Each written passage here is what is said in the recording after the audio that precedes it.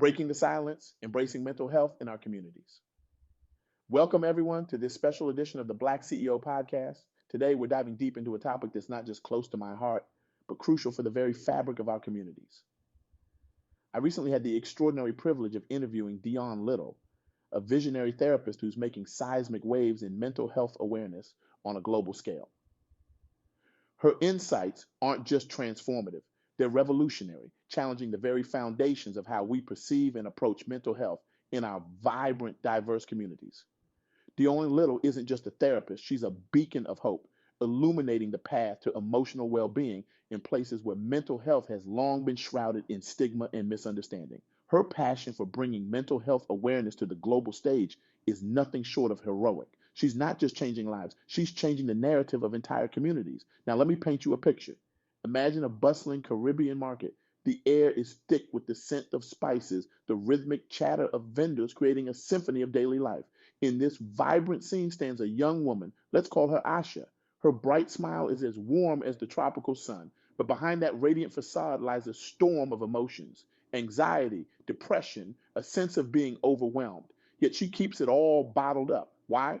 Because in her community, showing these emotions is seen as a sign of weakness. This scenario isn't unique to Asha. It's a reality for countless individuals and communities around the globe, especially in what we often refer to as the third world. We've been conditioned to believe that strength means silence, that resilience equates to suffering and solitude. But what if I told you that true strength lies in acknowledging our struggles and seeking help?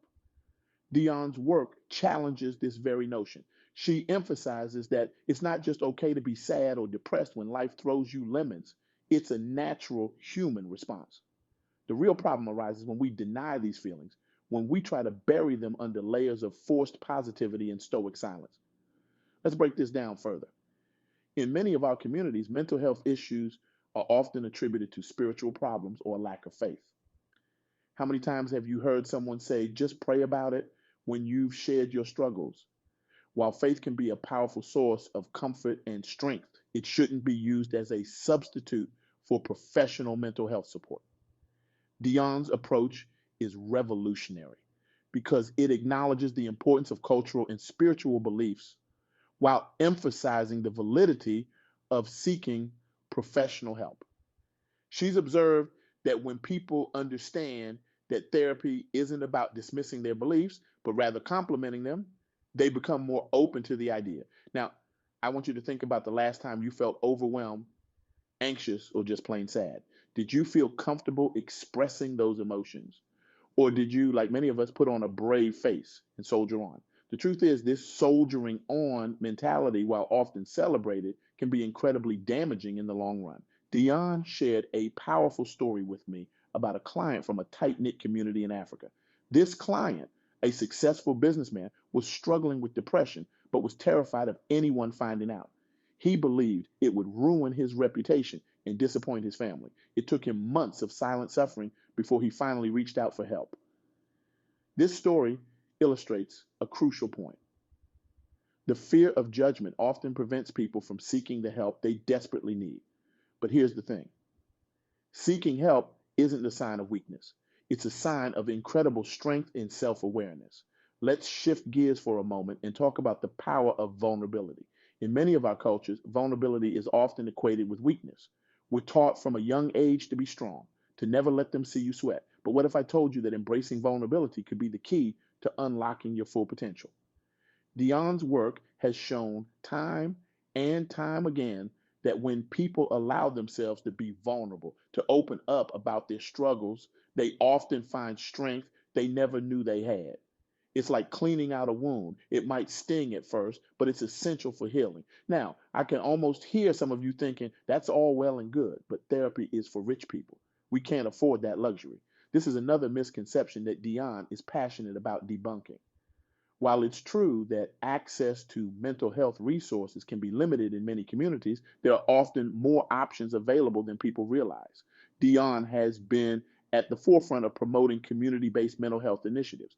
These programs aim to make mental health support more accessible and culturally relevant. From peer support groups to training community leaders in basic counseling skills, these initiatives are slowly but surely changing the landscape of mental health in our communities. But here's the kicker. For these initiatives to truly take root, we need to change our collective mindset about mental health.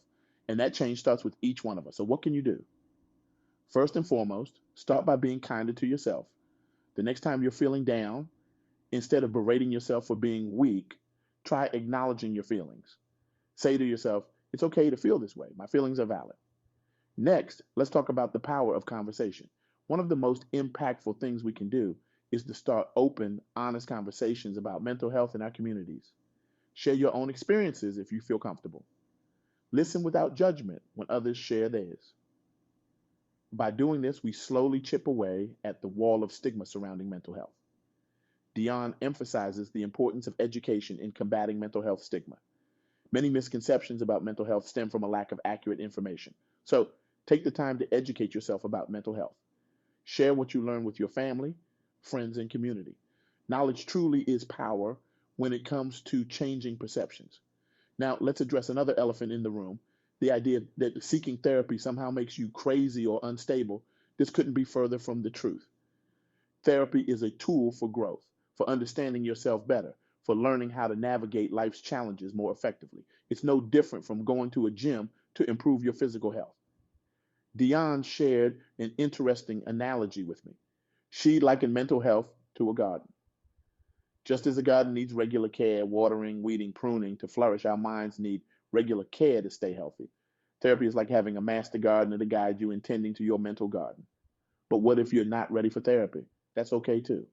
There are many ways to start prioritizing your mental health. Dionne suggests starting with small, manageable steps. This could be as simple as setting aside 5 minutes each day for mindfulness or journaling. It could be reaching out to a trusted friend when you're feeling overwhelmed instead of bottling it up. Remember, the goal isn't to eliminate all negative emotions. That's neither realistic nor healthy. The goal is to learn how to process and manage these emotions in a way that doesn't overwhelm you. Now, I want to circle back to something I mentioned earlier, the idea of strength. In many of our cultures, strength is often associated with stoicism, with the ability to endure hardship without complaint. But I want to challenge that notion. True strength isn't about suffering in silence. It's about having the courage to face your struggles head on, to ask for help when you need it, to show up for yourself day after day, even when it's hard. Dionne's work has shown that when people embrace this new definition of strength, when they allow themselves to be vulnerable and seek support, they often find a resilience they never knew they had. They become better equipped to handle life's challenges, to support their loved ones, and to contribute positively to their communities. Let me share another powerful story from Dionne's work. She told me about a young woman from a small village in Southeast Asia. This woman, let's call her Mai, grew up in a culture where mental health was never discussed. Emotions were something to be controlled, not explored. When Mai started experiencing symptoms of anxiety and depression, she had no framework to understand what was happening to her. Mai's journey to seeking help was a long and difficult one. She faced resistance from her family who couldn't understand why she couldn't just snap out of it. She battled with her own internalized stigma, feeling ashamed for not being able to handle her emotions on her own. But my story doesn't end there. With the help of a community health worker trained in basic mental health support, Mai began to understand her experiences. She learned coping strategies, and most importantly, she learned that she wasn't alone.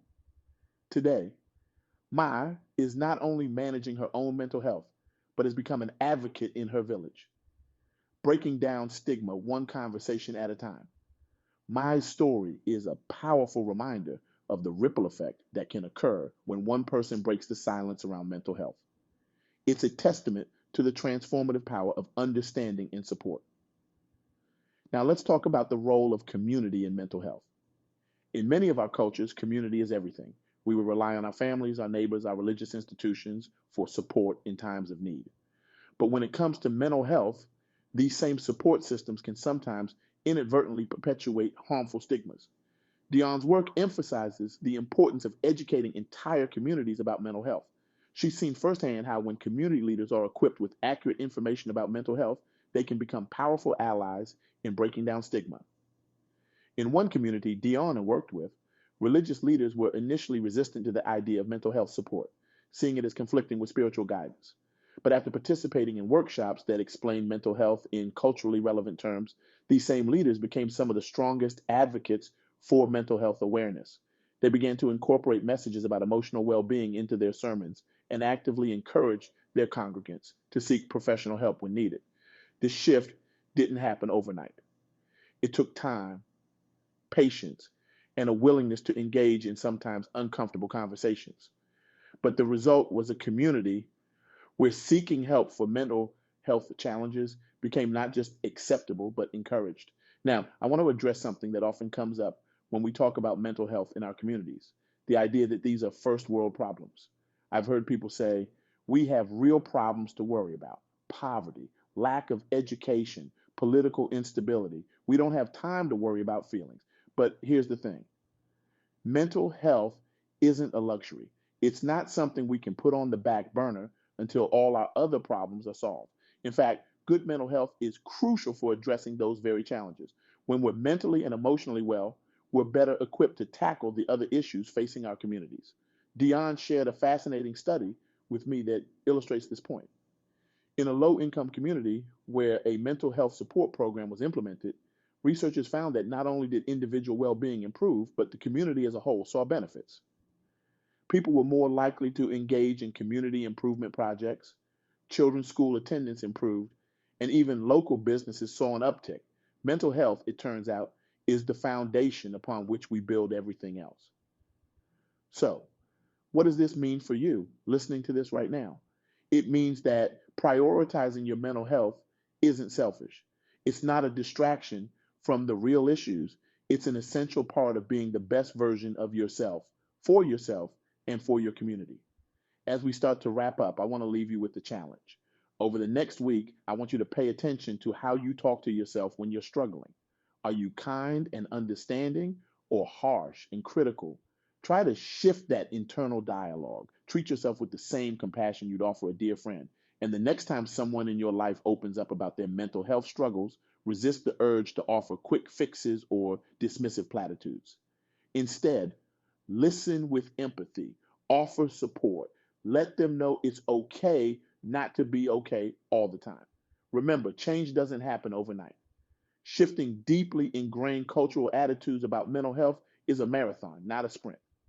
But every conversation we have, every bit of kindness and understanding we show to ourselves and others brings us one step closer to a world where mental health is given the priority it deserves. In the words of Dionne Little, mental health is not a luxury, it is a necessity. It's not a sign of weakness, but a path to strength. And it's not just for some of us, it's for all of us. So, my friends, as we navigate the complexities of life in our vibrant, diverse communities, I want to leave you with a call to action, a call that challenges you to think differently, to act boldly, and to be the change we so desperately need in our approach to mental health. First, I challenge you to start a conversation. This week, talk to at least one person about mental health. It could be a friend, a family member, or even a coworker. Share what you've learned today. Ask them about their thoughts on mental health in your community. You might be surprised at the doors this opens. Second, I challenge you to educate yourself further. Look up mental health resources in your community. If there aren't many, consider how you might be part of creating them. Knowledge is power, and in this case, it's also healing. Third, I challenge you to be vulnerable. Share your own struggles, even if it's just with one trusted person. Your openness could be the permission someone else needs to seek help. Fourth, I challenge you to be an advocate.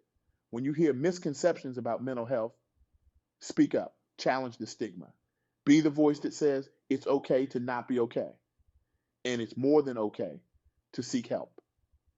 And finally, I challenge you to prioritize your own mental health. Start small if you need to. 5 minutes of mindfulness a day, a weekly check-in with yourself. Whatever it is, make it a non-negotiable part of your routine. Remember, you have the power to change the narrative around mental health in your community. Your actions, your words, your openness can be the catalyst for a seismic shift in how we approach emotional well being.